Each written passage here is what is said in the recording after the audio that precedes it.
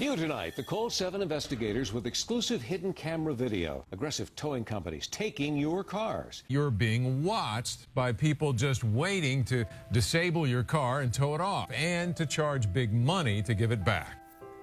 All across the U.S., every day, people get their cars towed. Sometimes it's deserved, like parking in front of a fire hydrant, or a bus lane, or a handicap spot, but all too often, it's an illegal tow. See, most people don't understand that there are certain rules and requirements that tow companies must follow, but all too often they stretch these rules in order to increase profits, and oftentimes they aren't met with any resistance. This is the story about the time that I was illegally towed and fought back.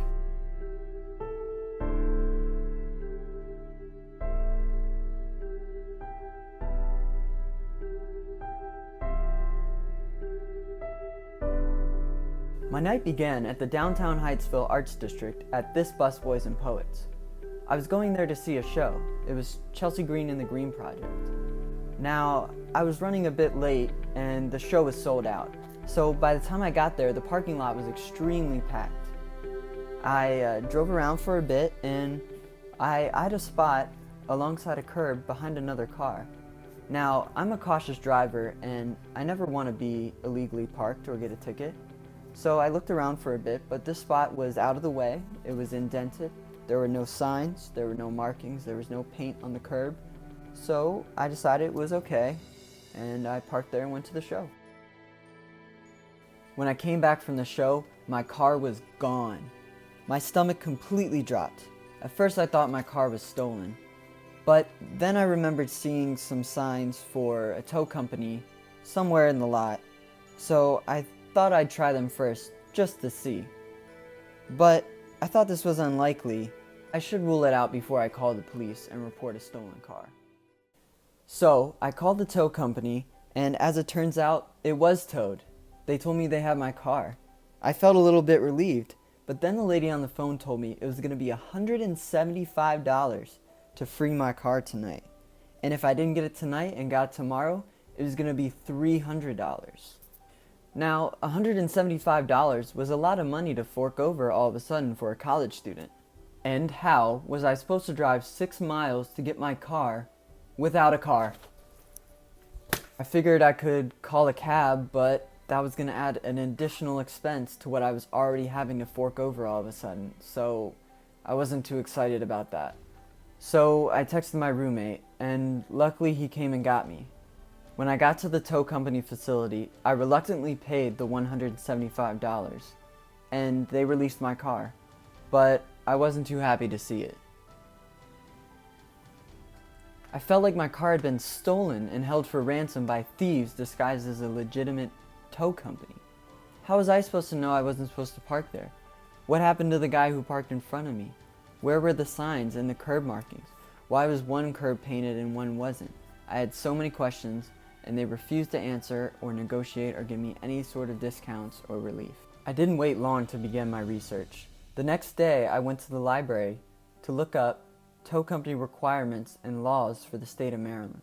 Online, I found some recent information about new Maryland state laws that had just recently passed that required tow companies to have signs of a certain size, and those signs had to include certain things such as the company's address, hours of operation, and phone number.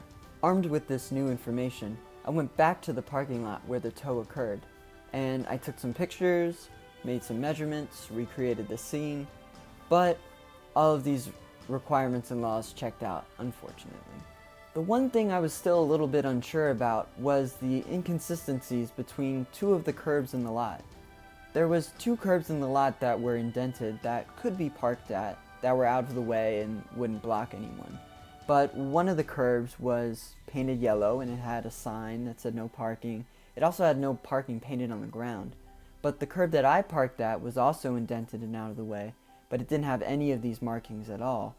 So why wasn't I allowed to park there? You know, clearly the other one you couldn't park at, but this one had no markings. I had recently watched some YouTube videos about tow companies setting up traps in the city.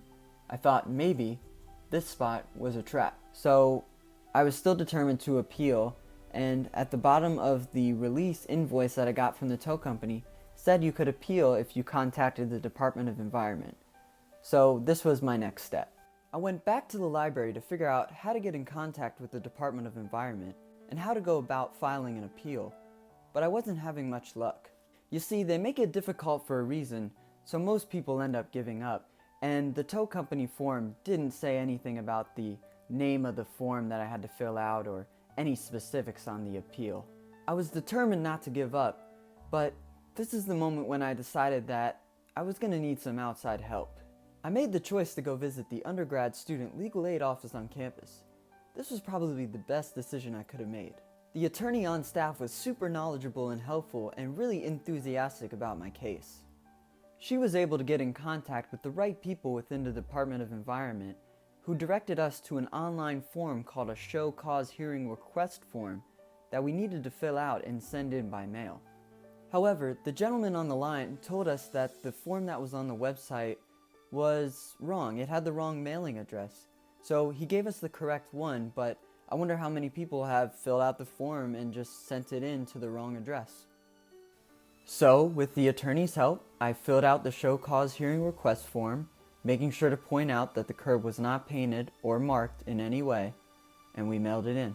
In about 2 weeks, I received a letter in the mail that notified me of the date of my show cause hearing. After the hearing date was set, I met with the legal aid attorney one last time to go over any final evidence, pictures, measurements that I had, but with all this, she still told me that my best chance was going to be if the tow company didn't show up. When the day of the hearing finally came, I arrived at the Department of Environment early. The office was very nice. It was on the top floor of the building, and all the employees there were reassuring me that there was a good chance that the tow company wasn't going to show up, and it made me feel like this was going to be a fair process, and they were going to hear me out and understand my points. And to my luck and relief, the tow company didn't show up, so the case was decided in my favor without even having to present my side, even though I collected all that evidence. The hearing officer still asked me to present some of my specifics for their records, and so they could address the tow company if needed. They told me had the tow company showed up, they still would have decided in my favor based on all the evidence and the inconsistencies in the parking lot. So it turns out that all that evidence gathering wasn't a complete waste. They also said that this wasn't the first time that they've had something similar come from that spot or from that tow company. They told me that they certainly were going to address this and they weren't going to let it happen again. So with the appeal decided, I was to be issued a full refund of $175. But what made me feel the most relieved was the fact that the tow company wasn't going to be able to do this and take advantage of anyone else who might not have had the knowledge or the time to appeal like I did. Also, after a few weeks, I noticed some new signs in the parking lot, especially one right by that unmarked spot. It looks like not only did I get a full refund, but I also cost the tow company additional time and money. Yes!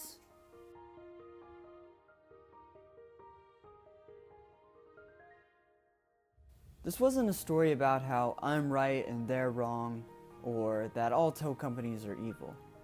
This is a story about standing up for yourself and asserting your rights as a citizen, looking corruption in the face and not backing down for the greater good of the community, and holding all others accountable under the eyes of the law. And most importantly, to speak up when you see something wrong. Back up what you believe in and share it with the world. Thank you.